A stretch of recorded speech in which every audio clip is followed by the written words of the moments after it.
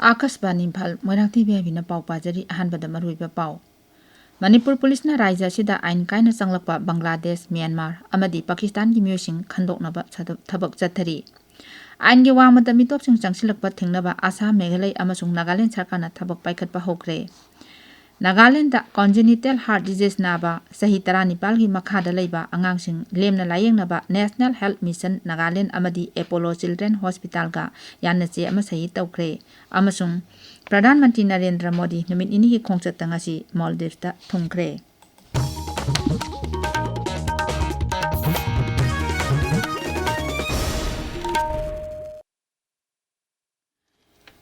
Raija sida ain kaina changlakpa Bangladesh ki miyoi, Myanmar gi Rohingya amasung Pakistan gi miyoi singi masing hengalakliba asigi yenglaga Manipur Police na akanba thawrangsing lokhatle.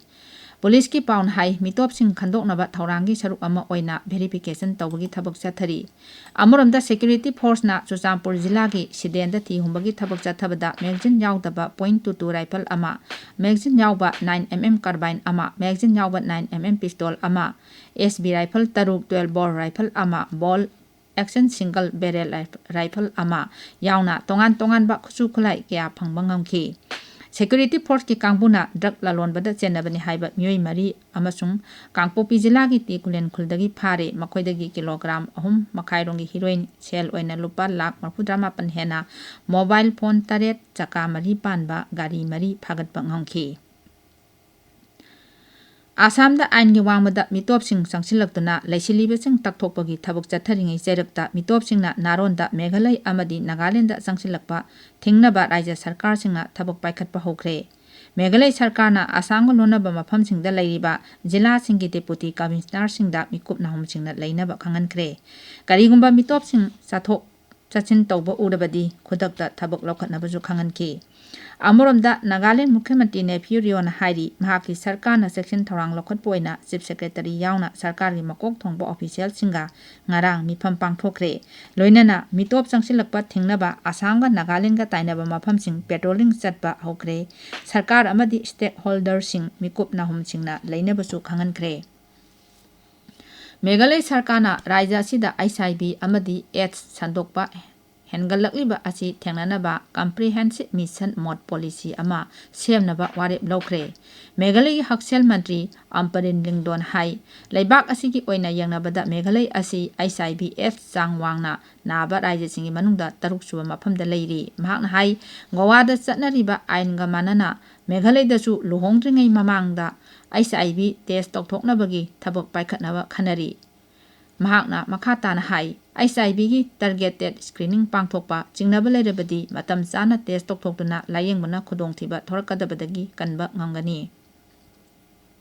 Rashtriya Bal Swasthya Karyakram scheme gi makhada National Health Mission Nagaland amadi Apollo Children Hospital ga yanachi ama sahi tongnakre. Yanachi asigi matung ina sahi 19 amadi masigi makhada leiba angangsingda naba congenital heart disease ki screening amadi layengbagi khudongchaba lemna phangangani. National Health Mission Nagaland na screening camp pangthoktuna laina asina naraba angangsingbu Apollo Hospital Chennai da layengnaba thagani. Layengbagi senpam pumba RBSK scheme amadi Apollo Hospital Charitable Trust na puthokadabani. Layengba matamda patient amagi attendant amagi leifam lemna pigani hairi. Masigi loinana Nagaland sarkar gi doctor amadi support staff sing pediatric cardiac care gi training su pigani. Pradhan Mantri Narendra Modi pungningi wa Man ki Baat ki sama kunmari suba episode thasi kuntaret nongmajing namiki ayupung 13 da kaspaningi thongda santokani. Tharamasi AIR News, DD News, PMO amasung Information and Broadcasting Mantralogi YouTube channel singdasu live streaming tawgani. LRS Chuchampur dasu thoram asi sandokani. Masigi Manipuri wahanthok Pradhan Mantri na wangang bahek loibaga kaspani Imphal na sandokani. Masi numit asimaki numidang pung nipal dasu amuhana sandokani. Tabiriba pawasi Akashbani Imphal dagini.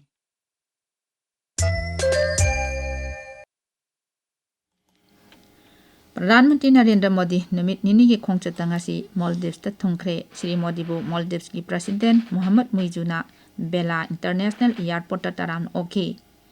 Sri Modi amasung Maldives ki Rashtrapati Dr. Mohammad Muizuna Comprehensive Economy and Security Maritime Partnership ki thabak thoramsing ki matangda yengsingani.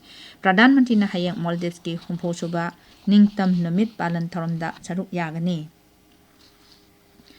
Kendra gi lalon itik Mantri Piyush Goyal na hari Bharat amadi United Kingdom laibak anina Free Trade Agreement ama sahi tongnariba asina lalon itik investment amadi employment da zauna kanaba piragani kasmani paumiga akhanana wari sanaba amada Sri Goyal na hai Free Trade Agreement asina laumi karbar macha tawriba myoising MSME sector startup amadi atopa service sector da lairiba myoising da khudong chaba phangalagani Trade Agreement asina United Kingdom gi market ta Bharat da saba potlamsing professional shiksha lau chingu amadi food processing gi potlam kaya phangalagani mahak na hai.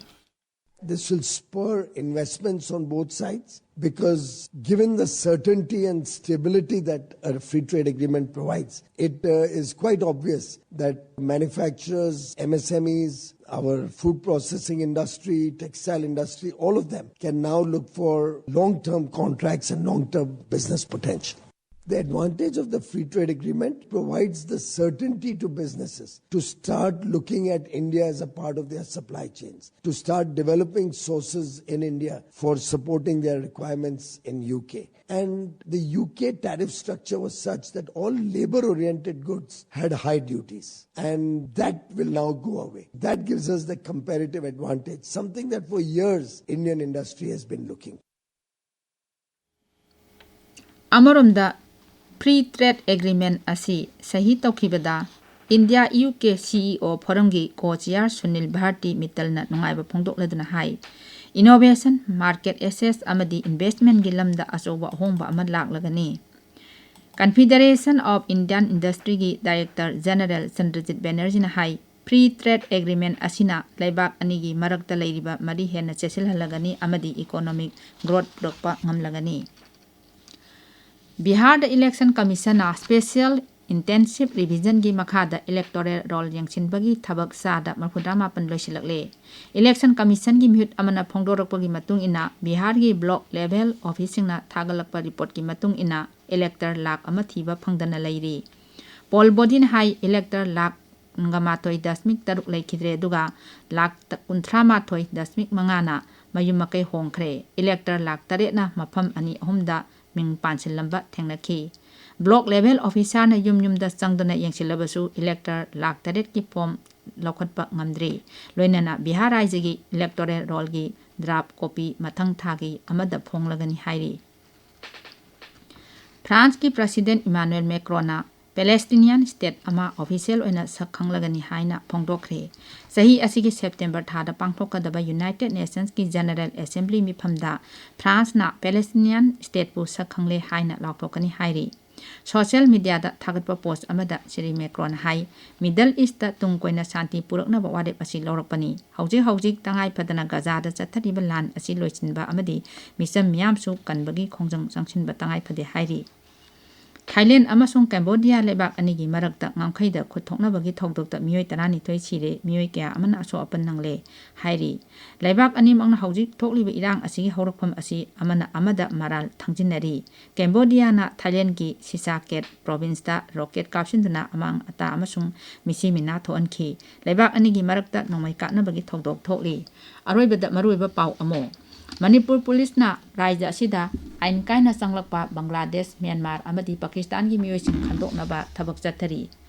Ain gi wamada mitop sing sangsilakpa thingnaba Assam Meghalaya amasung Nagaland sarkar na thabak paikhatpa hokre. Nagaland da congenital heart disease naba sahi 19 gi makhada leiba angangsing lemna layengnaba National Health Mission Nagaland amadi Apollo Children Hospital ga yana chema sahi tongnakre amasung Pradhan Mantri Narendra Modi namit ini khongchatangasi Maldives ta thungkre paulai jare